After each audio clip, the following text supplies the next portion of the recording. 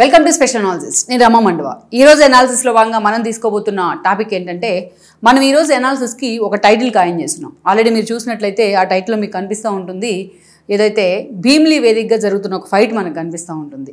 మనం చూసినట్లయితే ఈ రోజున అక్కడ గంటా శ్రీనివాస్ కొడుకు వర్సెస్ ఈరోజు మనం అవంతి శ్రీనివాస్ కూతురు అన్న విధంగా అక్కడ ఒక పొలిటికల్ ఫైట్కి భీమిలి అనే కాన్స్టిట్యున్సీ వేదిక అవుతుంది ఈ రోజున. అటు చూసినట్లయితే గంటా శ్రీనివాస్ కానీ అవంతి శ్రీనివాస్ కానీ వీళ్ళిద్దరూ కూడా ఎప్పటి నుంచో క్లోజ్ ఫ్రెండ్స్.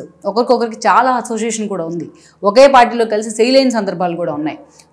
వైఎస్ఆర్సీపీకి అవంతి శ్రీనివాస్ వెళ్ళిన తర్వాత వాళ్ళిద్దరూ పొలిటికల్గా రాజకీయంగా ప్రత్యర్థులుగా ఉన్నప్పటికీ వాళ్ళిద్దరూ కూడా వాళ్ళిద్దరి ఆల్మోస్ట్ రాజకీయ ప్రస్థానం అంటే గంటా కారణంగానే అవంతి రాజకీయ ప్రస్థానం కూడా స్టార్ట్ అయింది అనుకోవచ్చు మనం. సో అలాంటి పరిస్థితి నుంచి ఈరోజు తమ వారసుల కోసం వాళ్ళిద్దరు కూడా ఫైట్ చేసుకునే సిచ్యువేషన్, వాళ్ళిద్దరి మధ్య ఒక ఆధిపత్య పోరు తమ వారసుల గురించి స్టార్ట్ అయిందని మనం అనుకోవచ్చు. వీటికన్నా ఈ సిచ్యువేషన్ ఎందుకు వచ్చింది చెప్పుకోవాలంటే, గతంలో జరిగిన కొన్ని పరిణామాలను కూడా మనం ఇక్కడ గుర్తు చేసుకోవాలి. ముఖ్యంగా చూసుకున్నట్లయితే గంటా శ్రీనివాస్ ఎన్నోసార్లు మనం చెప్పుకున్నాం ప్రకాశం జిల్లాలో మూలాలు ఉన్నాయని. కానీ ఒక సక్సెస్ఫుల్ పారిశ్రామికవేత్తగా వైజాగ్లో తనకంటూ అక్కడికి వెళ్ళిన తర్వాత తనకంటూ తాను ఒక ఇండివిజువల్ ఇమేజ్ని అయితే క్రియేట్ చేసుకున్నారు. తనకు అలా వచ్చిన సక్సెస్ను ఇటు రాజకీయాల్లో కూడా మలపాలనుకున్నారు. ఆ క్రమంలోనే టీడీపీ నుంచి ఆయన పొలిటికల్ ఎంట్రీ ఇచ్చారు. టీడీపీ నుంచి పలుసార్లు ఎమ్మెల్యేగా పనిచేశారు, ఈవెన్ ఎంపీగా కూడా పనిచేశారు. దెన్ అక్కడి నుంచి మనం చూసినట్లయితే చిరంజీవి ప్రజారాజ్యం పార్టీని ఎస్టాబ్లిష్ చేసిన క్రమంలో గంటా శ్రీనివాస్ ప్రజారాజ్యం పార్టీలోకి వెళ్ళడం జరిగింది. ఆ సమయంలోనే గంటా శ్రీనివాస్ తన అనుచరుడుగా ఉన్నారు, ఆయన అవంతి శ్రీనివాస్ తన ఫాలోయర్గా ఉన్నారు, ఒక క్లోజ్ అసోసియేట్గా ఉండేవాళ్ళు. అవంతి శ్రీనివాస్ కూడా గంటా వెంటే ప్రజారాజ్యానికి వెళ్ళారు ఆ రోజు. అయితే ఆ రోజు ప్రజారాజ్యంలో మనం చూసినట్లయితే గంటా శ్రీనివాస్ అనకాపల్లి నుంచి పోటీ చేస్తే, వేరేస్ అవంతి శ్రీనివాస్ని చూసినట్లయితే మనం ఆయన అనకాపల్లి ఎమ్మెల్యేగా గంటా శ్రీనివాస్ పోటీ చేస్తే అవంతి శ్రీనివాస్ భీమిలి నుంచి ఎమ్మెల్యేగా పోటీ చేశారు. దెన్ వాళ్ళిద్దరూ కూడా ఆ ఎన్నికల్లో గెలిచారు. దెన్ అక్కడి నుంచి చూసినట్లయితే ప్రజారాజ్యాన్ని కాంగ్రెస్లో విలీనం చేసిన తర్వాత వాళ్ళిద్దరు కాంగ్రెస్కి కూడా వెళ్ళడం జరిగింది. ఆ రోజున గంటా శ్రీనివాస్ కాంగ్రెస్ ప్రభుత్వం అంటే కిరణ్ కుమార్ రెడ్డి ముఖ్యమంత్రిగా ఉన్నారు ఆ రోజున. అక్కడ కూడా ఆయనకి మంత్రి పదవులు లభించింది. ప్రజారాజ్యాన్ని విలీనం చేసేందుకు కొంతమందికి మంత్రి పదవులు లభించాయి, అందులో గంటా కూడా ఒకరు. దెన్ అక్కడి నుంచి వాళ్ళిద్దరు జర్నీ మళ్ళీ టీడీపీ వైపు మళ్ళింది. 2014 రాష్ట్ర విభజనకు ముందు వాళ్ళిద్దరూ కూడా టీడీపీలోకి మళ్ళీ గంటాతో పాటు ఆయన కూడా రీఎంట్రీ ఇవ్వడం జరిగింది, అవంతి శ్రీనివాస్ కూడా. దెన్ ఆ ఎన్నికల్లో మనం చూసినట్లయితే గంటా భీమిలి నుంచి పోటీ చేశారు ఆ రోజున. దెన్ గంటా భీమిలి నుంచి పోటీ చేస్తే ఆయన క్లోజ్ ఫ్రెండ్ అయిన అవంతి శ్రీనివాస్ ఆ రోజు ఎంపీగా పోటీ చేశారు అనకాపల్లి నుంచి. ఇద్దరు కూడా గెలిచారు, పార్టీ అధికారంలోకి వచ్చింది. ఎగైన్ గంటా శ్రీనివాస్ మళ్ళా మంత్రి అయ్యారు. పార్టీ ఏదైనా సరే ఆ పార్టీ అధినేతలతో ఆయన ర్యాప్ పెంచుకునే విధానం కానీ, ఆయన ఎక్కడున్నా సరే ప్రభుత్వంలో ఉన్నా ప్రతిపక్షంలో ఉన్నా ఎప్పుడు కూడా లైమ్ లైట్లో గంటా ఉండే విధానం కానీ, పదవులు ఎప్పుడు కూడా ఆయన వరిస్తూ ఉండే విధానం కానీ, ఇలా గంటాకి రాజకీయాల్లో పూర్తి స్థాయిలో లక్ కలిసి వచ్చిందని అనుకోవాలి చాలామంది కంటే భిన్నంగా. అలా వాళ్ళిద్దరి జర్నీ 2019 వరకు టీడీపీలో కొనసాగుతూ వచ్చింది. చాలామందిని క్యాబినెట్ ఎక్స్పాన్షన్లో భాగంగా కొంతమంది మంత్రులు తీసి చంద్రబాబు నాయుడు పక్కన పెట్టినా, బట్ గంటా మాత్రం 5 ఏళ్ల పాటు ఆయన క్యాబినెట్లో మంత్రిగా కొనసాగారు 19 వరకు. 19 ఎన్నికలకు వచ్చినప్పుడు అయితే ఆ రోజున మరోసారి గంటా భీమిలి నుంచి పోటీ చేస్తారనే ప్రచారం జరుగుతూ ఉంది. ఈ క్రమంలోనే అవంతి శ్రీనివాస్ ఎమ్మెల్యేగా పోటీ చేయాలనుకున్నారు. గంటా ఉన్న క్రమంలో టీడీపీలో తనకు ఎలాగూ భీమిలి సీటు దక్కదనే ఆలోచనతో ఆయన వైఎస్ఆర్సీపీలోకి వెళ్ళడం జరిగింది. వైఎస్ఆర్సీపీలో ఆయన వెళ్ళిన వెంటనే ఆయనకు భీమిలి సీట్ అనౌన్స్ చేశారు జగన్మోహన్ రెడ్డి. దెన్ గంటా ఆ క్రమంలోనే ఆ రోజున తన కాన్స్టిట్యున్సీని కూడా పక్కకు మార్చుకున్నారు. వైజాగ్ నార్త్ నుంచి ఆయన పోటీ చేశారు. పార్టీ అధికారంలోకి రాకపోయినప్పటికీ గంటా వైజాగ్ నార్త్ నుంచి ఎమ్మెల్యేగా గెలిచారు. గెలిచిన తర్వాత 5 ఏళ్ల పాటు మొత్తానికి జగన్మోహన్ రెడ్డి తన అధికారాన్ని అడ్డుపెట్టుకుని ఏ స్థాయిలో టీడీపీ నేతలను టార్గెట్ చేశారో తెలుసు. అందులో గంటానైతే అందరికన్నా కొంచెం తక్కువే టార్గెట్ చేశారనుకోవచ్చు.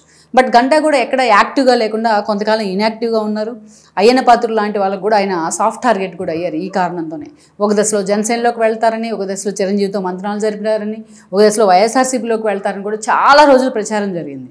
కానీ ఆ దిశగా మాత్రం గంటా ప్రయత్నాలు అయితే అంత సీరియస్గా చేయలేదు అనుకోవాలి. ఇక ఏకంగా మనం చూస్తే పవన్ కళ్యాణ్తో భేటీ అయిన సందర్భాలు ఉన్నాయి, చిరంజీవితో భేటీ అయిన సందర్భాలు ఉన్నాయి.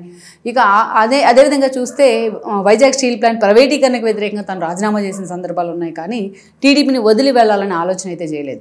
బట్ అటు వైఎస్ఆర్సీపీ నుంచి గెలిచిన అవంతి శ్రీనివాస్కి మంత్రి పదవి దక్కింది. ఆయన మంత్రిగా పనిచేశారు. ఎప్పుడైతే ఆయన మీద అలిగేషన్లు వచ్చినాయి, వ్యక్తిగత విమర్శలు వచ్చాయి ఆయన మీద మహిళలకు సంబంధించి, అప్పుడు జగన్మోహన్ రెడ్డి ఆయన తీసి పక్కన పెట్టే ప్రయత్నం చేశారు. చాలా సఫికేషన్ ఫీల్ అయ్యారు అవంతి శ్రీనివాస్ ఎన్నికల సమయంలో కూడా. దెన్ మొన్నటి ఎన్నికల్లో అవంతి ఓడిపోయారు భీమిలి నుంచి పోటీ చేసి. బట్ మరోసారి గంటా గెలవడం జరిగింది ఈ రోజున. భీమిలీకి వెళ్ళారు. ఆయన భీమిలీ నుంచి మళ్ళీ గెలిచారు కూడా.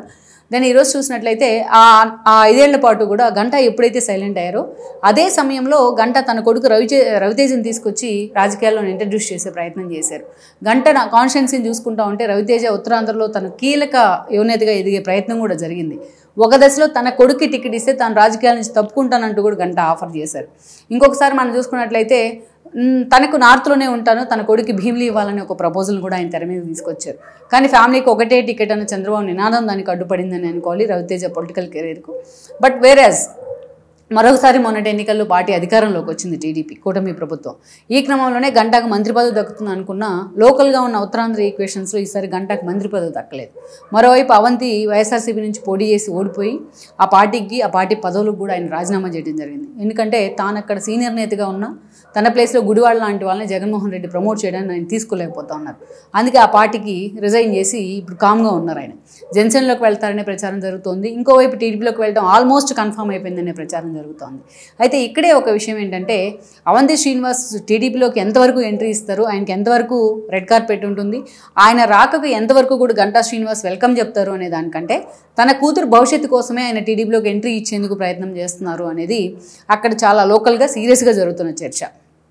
తన కూతురు విషయంలో లక్ష్మీ ప్రియాంక విషయంలో పూర్తి స్థాయిలో ఆయన టీడీపీలోకి ఆమెను పంపించి ఆమెతో పాటు తను కూడా వెళ్లేందుకు ఆలోచన చేస్తున్నారని చెప్తున్నారు. ఎందుకంటే మొన్న ఏదైతే మనకు తెలిసిందే ఆమె కార్పొరేటర్గా ఉన్నారు వాళ్ళ కూతురు, మొన్న మున్సిపల్ ఎన్నికల్లో ఆమె వన్ సైడెడ్గా అటు కూటమి ప్రభుత్వం వైపే ఓటేశారు, చాలా కీలకంగా వ్యవహరించారు. అప్పటి నుంచి కూడా అవంతి శ్రీనివాస్ కూతురు పేరు చాలా సీరియస్గా అక్కడ పొలిటికల్ సర్కిల్స్లో చర్చనీయాంశం అవుతూ ఉంది. ఈ క్రమంలోనే తన కూతురు లక్ష్మీ ప్రియాంక భవిష్యత్ కోసమే ఏదైతే అవంతి శ్రీనివాస్ వెళ్ళిపోతారు పార్టీని వదిలిపెట్టి, ఆల్మోస్ట్ ఆయన వదిలిపెట్టి ఉన్నట్టే వైఎస్ఆర్సీపీని, టీడీపీలోకి వెళ్తారని కూడా చర్చ జరుగుతోంది. మొన్నటి ఏదైతే ఆమె చేసిన చర్య ద్వారా లోకల్గా టీడీపీలో ఉన్న నేతలు కూడా ఆయన కూతురు అంటే ఒక సాఫ్ట్ కార్నర్తో ఉన్నారనే చర్చ కూడా ఉంది.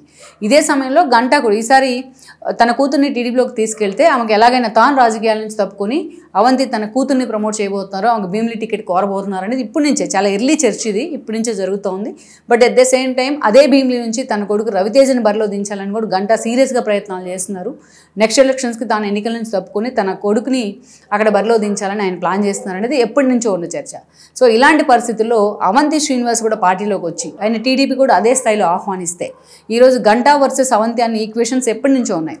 అదే ఇప్పుడు మనం చెప్పుకుంటే ఈక్వేషన్ పాసిబుల్ అయ్యి అవంతి కనుక పార్టీలోకి వచ్చినట్లయితే ఈరోజు లక్ష్మీ ప్రియాంక వర్సెస్ రవితేజ్ అంటే గంటా కొడుకు వర్సెస్ అవంతి కూతురు అనే ఈక్వేషన్ కూడా అక్కడ తెర మీదకి వచ్చే అవకాశం ఉంటుంది.